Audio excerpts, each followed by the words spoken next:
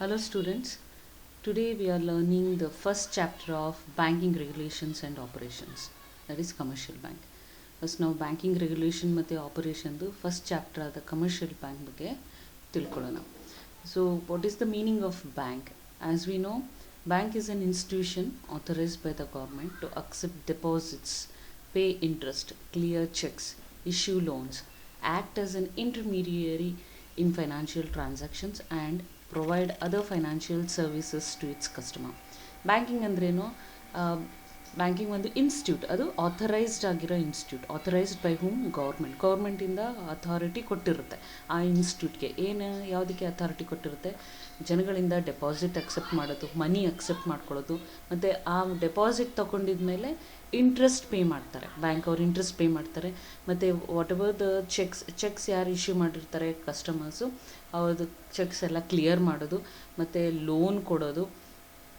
Financial transactions ಇದ್ದರೆ it will become a intermediary. ಯಾವುದೋ ಒಂದು ಆರ್ಗನೈಸೇಷನ್ಗೆ ಅದು ದುಡ್ಡು ಬೇಕು, ಸೊ ಜನಗಳಿಂದ ಡೆಪಾಸಿಟ್ ಆಗಿರೋ ದುಡ್ಡನ್ನು ಆ ಆರ್ಗನೈಸೇಷನ್ಗೆ ಲೋನ್ ಕೊಡೋದು. So this act as an intermediary, ಮಧ್ಯಸ್ಥಿಕೆಯನ್ನು ವಹಿಸುತ್ತೆ. And also it provides a financial services. ಬೇರೆ ಯಾವುದಾದ್ರೂ ಸರ್ವಿಸಸ್ ರಿಕ್ವೈರ್ಡ್ ಇದ್ದರೆ ಜನಗಳಿಗೆ, ಶೇರ್ಸ್ ಇರ್ಬೋದು, ಫೈನಾನ್ಷಿಯಲ್ ನಾಲೆಡ್ಜ್ ಇರ್ಬೋದು, ಕನ್ಸಲ್ಟೇಷನ್ ಇರ್ಬೋದು, ಅಥವಾ ಇನ್ಸ್ಟಿಟ್ಯೂಟ್ಸ್ಗೆ ಅಥವಾ ಬಿಸ್ನೆಸ್ಗೆ ಹೆಲ್ಪ್ ಆಗೋದಿರ್ಬೋದು, ಎಲ್ಲನೂ ಬ್ಯಾಂಕ್ ಹೆಲ್ಪ್ ಮಾಡಿಕೊಡುತ್ತೆ ಕಸ್ಟಮರ್ಸ್ಗೆ. ಸೊ ಹಾಗಾದರೆ ಕಮರ್ಷಿಯಲ್ ಬ್ಯಾಂಕ್ ಅಂದ್ರೇನು? ಯೂಶ್ವಲಿ ಕಮರ್ಷಿಯಲ್ ಅಂತಂದರೆ it is mainly because the banks are into profit orient ಆಗಿರೋಂಥ ಬ್ಯಾಂಕ್ಗಳನ್ನ ನಾವು ಕಮರ್ಷಿಯಲ್ ಬ್ಯಾಂಕ್ ಅಂತ ಹೇಳ್ತೀವಿ. ಮೋಸ್ಟ್ ಆಫ್ ದ ಟೈಮ್ ಈ ಕಮರ್ಷಿಯಲ್ ಬ್ಯಾಂಕಲ್ಲಿ ಏನಾಗುತ್ತೆ, ಡೆಪಾಸಿಟ್ಸ್ ಇರುತ್ತೆ. ಆ್ಯಂಡ್ ಆ ಡೆಪಾಸಿಟ್ಸ್, ಜನಗಳಿಂದ ಏನು ಡೆಪಾಸಿಟ್ಸ್ ತೊಗೋತಾರೆ ಅದನ್ನು ಇಟ್ ವಿಲ್ ಲೆಂಡ್, ಬೇರೆಯವ್ರಿಗೆ ಲೋನ್ ಕೊಡುತ್ತೆ. ಆ್ಯಂಡ್ ಆ ಲೋನ್ ಕೊಟ್ಟಾಗ they can use those loan amount for the productivity purpose. ಪ್ರೊಡಕ್ಟಿವಿಟಿಗೆ ಕೊಡುತ್ತೆ, ಡೆವಲಪ್ಮೆಂಟಿಗೆ ಕೊಡಲ್ಲ. ಓಕೆ, ಮ್ಯಾನುಫ್ಯಾಕ್ಚರ್ ಯೂನಿಟ್ಸ್ಗೆ ಕೊಡ್ಬೋದು. ಸೊ ಅವರು ಆ ಲೋನ್ ತೊಗೊಂಡು ಇನ್ನೂ ಜಾಸ್ತಿ ಮ್ಯಾನುಫ್ಯಾಕ್ಚರ್ ಮಾಡಿಕೊಂಡು ಇನ್ನೂ ಪ್ರಾಫಿಟ್ ತೊಗೊಂಡು ಆ ಪ್ರಾಫಿಟ್ಟಲ್ಲಿ ಬ್ಯಾಂಕ್ಗೆ ಇಂಟ್ರೆಸ್ಟ್ ಕೊಡೋದು. So here organisation is growing along with bank is also growing with the interest. State bank ಇರ್ಬೋದು, ICICI bank, there are Canara bank, central bank of India, corporation bank, Dena bank, Indian bank, ಆಮೇಲೆ syndicate bank ಇವಾಗಿಲ್ಲ. Syndicate bank Canara ಬ್ಯಾಂಕ್ಗೆ merge ಆಯಿತು. There are n number of mergers happened. ಇದನ್ನೆಲ್ಲ ನಾವು ಏನಂತೀವಿ? Commercial banks ಅಂತ ಹೇಳ್ತೀವಿ. ಇವಾಗ ನೀವು ಲಾಸ್ಟ್ 2 years ಬ್ಯಾಕ್ ಅಥವಾ 4-5 years ಬ್ಯಾಕ್ ನೋಡಿದಾಗ ಒಂದಷ್ಟು ಬ್ಯಾಂಕ್ಗಳು ಮರ್ಜ್ ಆಗಿ ಒಂದು ದೊಡ್ಡ ಬ್ಯಾಂಕ್ಗಳು ಆದವು. ಅದು ನಾನು ಹೇಳಿದೆ, ಸಿಂಡಿಕೇಟ್ ಬ್ಯಾಂಕ್ ಮರ್ಜ್ ಆದವು, ವಿಜಯ ಬ್ಯಾಂಕ್ ಮರ್ಜ್ ಆದವು ಆಯಿತಾ. ಆ್ಯಂಡ್ SBM ಮತ್ತು SBI ಮರ್ಜ್ ಆದವು. ಅದಕ್ಕಿಂತ ಮುಂಚೆ state bank of Bikaner, Jaipur, Hyderabad, Patiala ಅಂತ ಒಂದಷ್ಟಿದ್ವು. ಅದೆಲ್ಲ ಸ್ಟೇಟ್ ಬ್ಯಾಂಕ್ಗೆ ಮರ್ಜ್ ಆಗಿದ್ವು. So what ever it is, merging different, but commercial bank activities are different. ಎಲ್ಲನೂ ಕಮರ್ಷಿಯಲ್ ಬ್ಯಾಂಕ್ಗೆ ಎಲ್ಲ ಸೇರಿಕೊಂಡು ಒಂದು ದೊಡ್ಡ ಬ್ಯಾಂಕ್ ಆಗಿ ಕನ್ವರ್ಟ್ ಆಗಿದೆ. Let us see what are the role of commercial banks. Role of commercial bank. Commercial banks play a important role. ಯಾವುದಕ್ಕೆ? Economic development of the country ಡೆವಲಪ್ಮೆಂಟ್ಗೆ, ಅದು that is economic development of the country. This commercial banks play a very important role. ಹೆಂಗೆ ಅಂತ ನೋಡ್ತಾ ಹೋಗೋಣ. First one is promotion of capital ಫಾರ್ಮ್ಗೆ promote ಮಾಡುತ್ತೆ. ಏನು ಕ್ಯಾಪಿಟಲ್ ಫಾರ್ಮೇಷನ್ ಅಂತಂದರೆ, ಇವಾಗ ನಾವೇನು ಸೇವಿಂಗ್ಸ್ ಮಾಡ್ತೀವಿ ಅದನ್ನು ನಾವು ಕ್ಯಾಪಿಟಲ್ ಅಂತ ಹೇಳ್ತೀವಿ. Commercial banks accept deposit from individuals and business. These deposits are then made available to the business who can use for the productive purpose. ಈ ಜನಗಳು, ನಾರ್ಮಲ್ ಜನಗಳು, ಕಾಮನ್ ಮ್ಯಾನ್ ಏನು ಡೆಪಾಸಿಟ್ ಮಾಡ್ತಾರೆ, may be 1000 rupees, 2000 rupees, 10,000 rupees ಆಯಿತಾ. ಆ deposits ಎಲ್ಲ ಇವಾಗ ಒಂದು ಬ್ಯಾಂಕಲ್ಲಿ 1,00,000 ಜನ ಡೆಪಾಸಿಟ್ ಕಸ್ಟಮರ್ಸ್ ಇದ್ದಾರೆ ಅಂತಂದರೆ, ಮೇ ಬಿ 70,000-75,000 ಓನ್ಲಿ ಸೇವಿಂಗ್ಸ್ ಬ್ಯಾಂಕಲ್ಲಿ ಟ್ರಾನ್ಸಾಕ್ಟ್ ಮಾಡ್ತಿರ್ತಾರೆ. ದೇರ್ ಮೇನ್ ಬೇಸಿಕ್ ಕಾನ್ಸೆಪ್ಟ್ ಏನು, ನಮ್ಮ ಸೇವಿಂಗ್ಸು ಮೇ ಬಿ 500 ರೂಪಾಯಿ ಇರ್ಬೋದು, 1000 ರೂಪಾಯಿ ಇರ್ಬೋದು, ಅದೇನು ನಾವು ಸೇವಿಂಗ್ಸ್ ಮಾಡಿದ್ದೀವಿ ಅದನ್ನು ಡೆಪಾಸಿಟ್ ಮಾಡಿಡೋಣ. ಸೊ ಅದು ಬ್ಯಾಂಕಲ್ಲಿ ಸೇಫ್ ಆಗಿರುತ್ತೆ, ಅದ್ರ ಜೊತೆ ನಮಗೆ ಇಂಟ್ರೆಸ್ಟ್ ಸಿಗುತ್ತೆ. V can get extra income out of it ಅಲ್ವಾ. ಮನೇಲಿ ಇಟ್ಕೊಂಡ್ರೆ ಏನು ಪ್ರಯೋಜನ ಇಲ್ಲ, ಅದೇ ದುಡ್ಡು ಬ್ಯಾಂಕಲ್ಲಿ ಹಾಕಿದ್ರೆ we can get extra income out of it.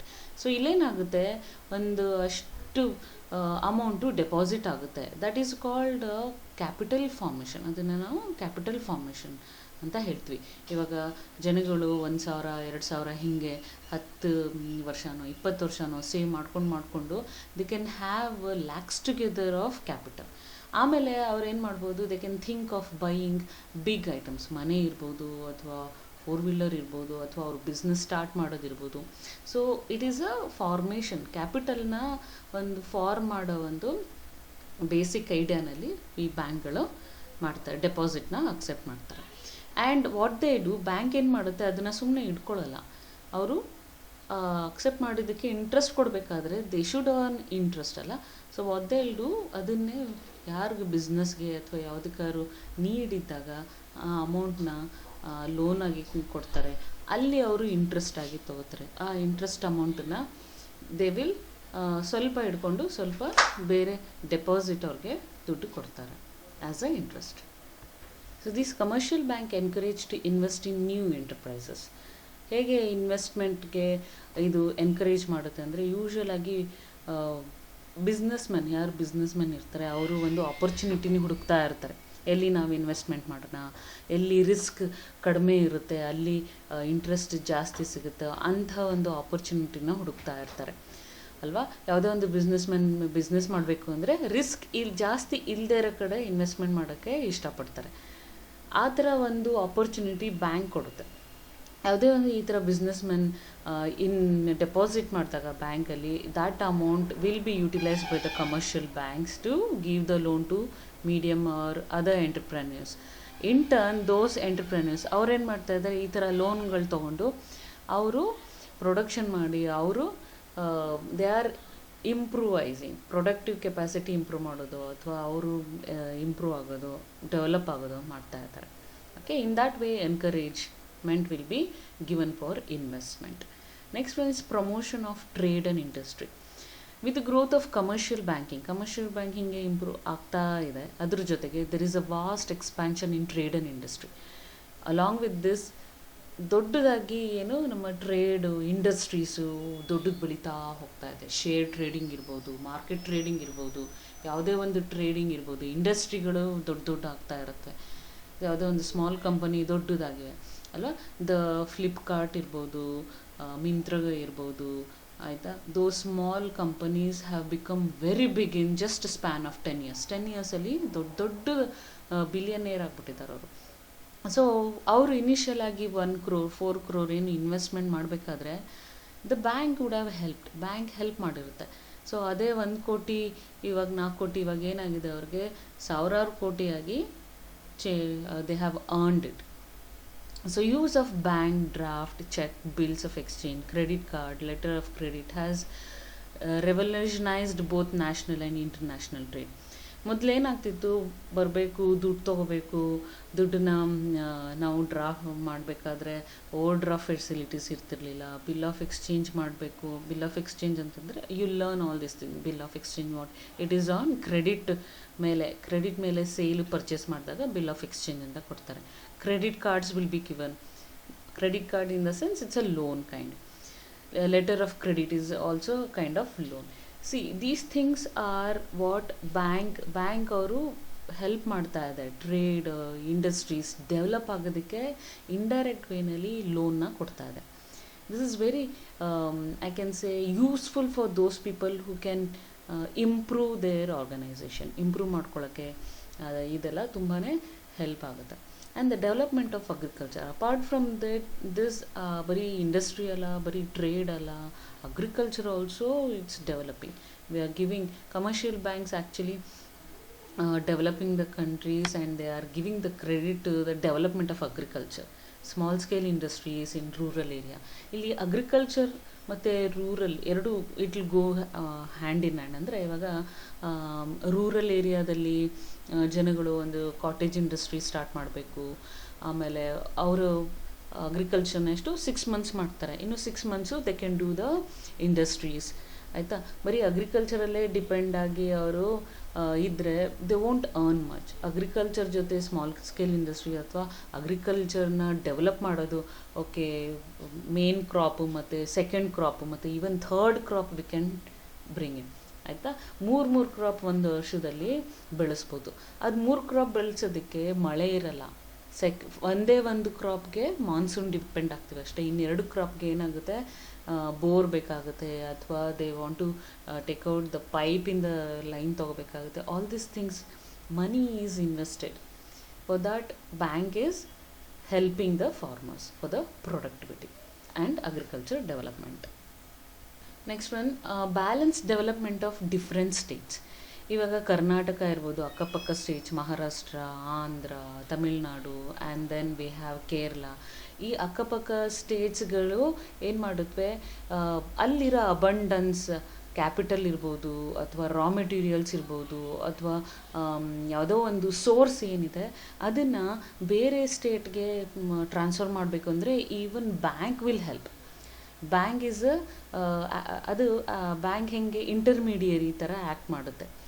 So surplus bank ಅಲ್ಲಿಂದ ಇಲ್ಲಿ ಸರ್ಪ್ಲಸ್ ತೊಗೊಳುತ್ತೆ, ಆ್ಯಂಡ್ ಇಲ್ಲಿ ಲೆಸ್ ಡೆವಲಪ್ಡ್ ರೀಜನ್ಗೆ ದುಡ್ಡನ್ನ ಹಾಕುತ್ತೆ, ಆ್ಯಂಡ್ ದುಡ್ಡು ಡೆವಲಪ್ ಆಗೋಕ್ಕೆ ಬಿಡುತ್ತೆ. ಸೊ ಇನ್ ದ್ಯಾಟ್ ವೇ ಎಲ್ಲಿ ಜಾಸ್ತಿ ಎಲ್ಲಿ ಕಡಿಮೆ ಇದೆ ಎಲ್ಲನೂ ಬ್ಯಾಲೆನ್ಸ್ ಮಾಡೋದಕ್ಕೆ ಕಮರ್ಷಿಯಲ್ ಬ್ಯಾಂಕ್ ಹೆಲ್ಪ್ ಮಾಡುತ್ತೆ. Next, influencing economic activity. The bank can also influence the economic activity of the country through it's influence on availability of credit. First one, ಹೇಗೆ ಇಲ್ಲಿ ನ್ಯಾಷನಲ್ ವೈಸ್ ಎಕನಾಮಿಕ್ ಆ್ಯಕ್ಟಿವಿಟಿ ಹೆಂಗೆ bank improve ಮಾಡುತ್ತೆ, influence ಮಾಡುತ್ತೆ ಅಂದರೆ availability of credit. Credit ಅಂದರೆ ಇವಾಗ loan ಕೊಡೋ capacity of the bank. ಯಾವಾಗ ಲೋನ್ ಕೊಡೋ ಕೆಪಾಸಿಟಿ ಆಫ್ ಇನ್ಕ್ರೀಸ್ ಆಗುತ್ತೆ, ಯಾವಾಗ ಅದ್ರ ಹತ್ರ ಜಾಸ್ತಿ ಡೆಪಾಸಿಟ್ ಇರುತ್ತೆ. ಆ ಡೆಪಾಸಿಟ್ ಜನಗಳ ಹತ್ರ ಈಸ್ಕೊಂಡು ಅದರಲ್ಲಿ ಒಂದಷ್ಟು ಪರ್ಸೆಂಟೇಜ್ ಮಾತ್ರ ಅದು ಲೋನ್ ಕೊಡುತ್ತೆ, ಫುಲ್ ಕೊಡಲ್ಲ. That you learn credit creation ಅಂತ ನೆಕ್ಸ್ಟ್ ಚಾಪ್ಟ್ರಲ್ಲಿ ನೀವು ಓದ್ತೀರ. And that's how it creates the credit. And rate of interest, if the commercial banks are able to increase the amount of money, ಮತ್ತು rate of interest and the circulation through the credit creation or by lowering the rate of interest. ಇಲ್ಲೇನಾಗ್ತಾ ಇದೆ, rate of interest ಕಡಿಮೆ ಜಾಸ್ತಿ ಮಾಡ್ತಾರೆ. There is SLR, there is RRR, ಇದ್ರ ಬಗ್ಗೆ ನೀವು ತಿಳ್ಕೊತೀರಾ. ದೋಸ್ amount will B ಏನಾಗುತ್ತೆ, ಇನ್ಕ್ರೀಸು ಡಿಕ್ರೀಸ್ ಮಾಡ್ತಾರೆ ಯಾವಾಗ ನಮ್ಮ ಕ್ರೆಡಿಟ್ ಕ್ರಿಯೇಷನ್ಗೆ ಹೆಲ್ಪ್ ಮಾಡೋಕ್ಕೆ.